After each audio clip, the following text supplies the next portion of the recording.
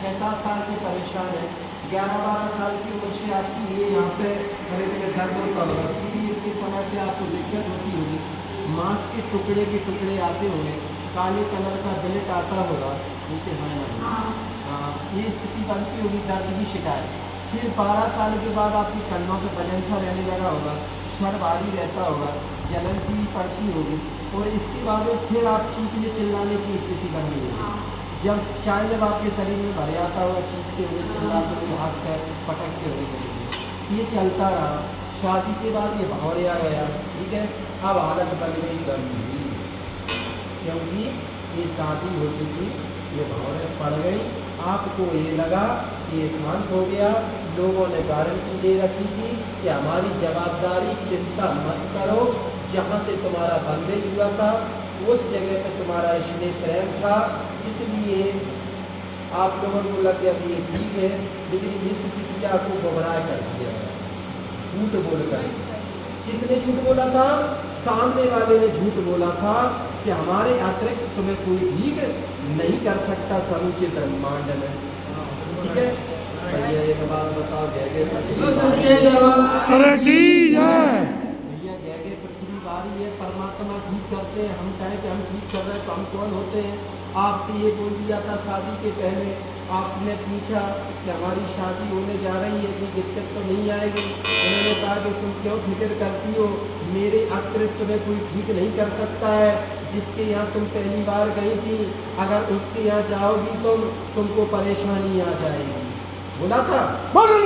सरकार की लोग एक एक शब्द को गौर से सुनना, ये सुनने लायक बात बता रहा हूँ, सबकी बुद्धि खोलना हो सुना। फिर तांत्रिक कैसे होते हैं? जो तांत्रिक नहीं होते, शेर होते हैं। मैं ऐसे लाल नहीं जो हस्ती को देख डर जाऊँ, ऐसे सरकार का बुला मुझे 1 करोड़ तांत्रिक मेरी बुराई करे, कोई फर्क नहीं पड़ेगा, मैं तो इनका सीधा छुटता हूँ, ठीक है।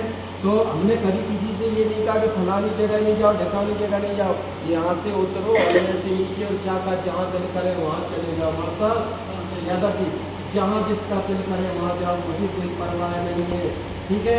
लेकिन आपसे शादी के पहले ये बोला गया कि तुम उस स्थान पे जाओगी तो आपको लाभ नहीं मिलेगा, और अगर आप उनको घर पे बुलाओगी तो मेरी कोई जवाबदारी नहीं होगी, बोला था।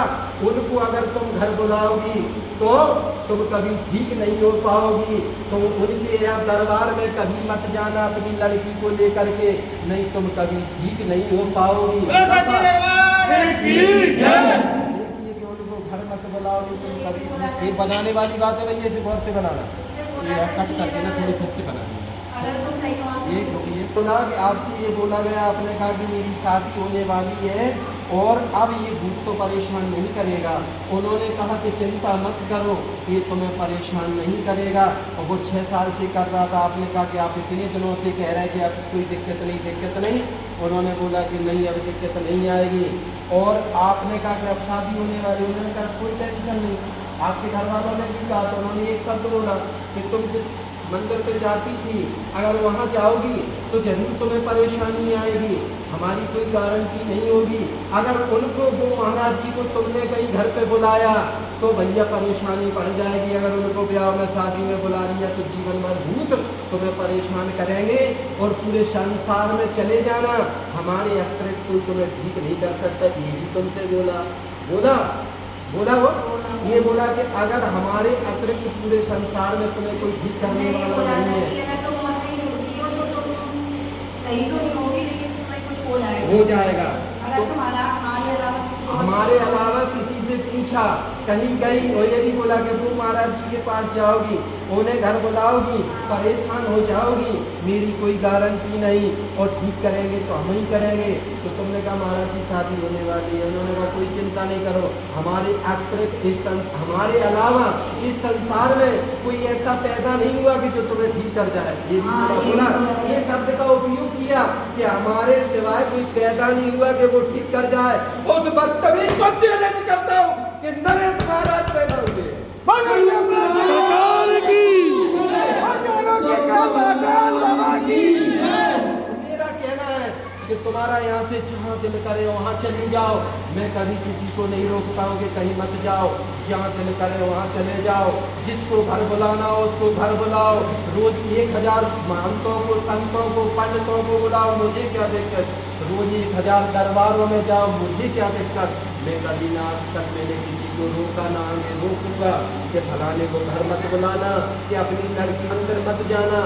ये मेरे गुरुओं ने मुझे, मेरी सरकार ने मुझे नहीं सिखाया, संस्कार नहीं है शायद का भी मेरे सर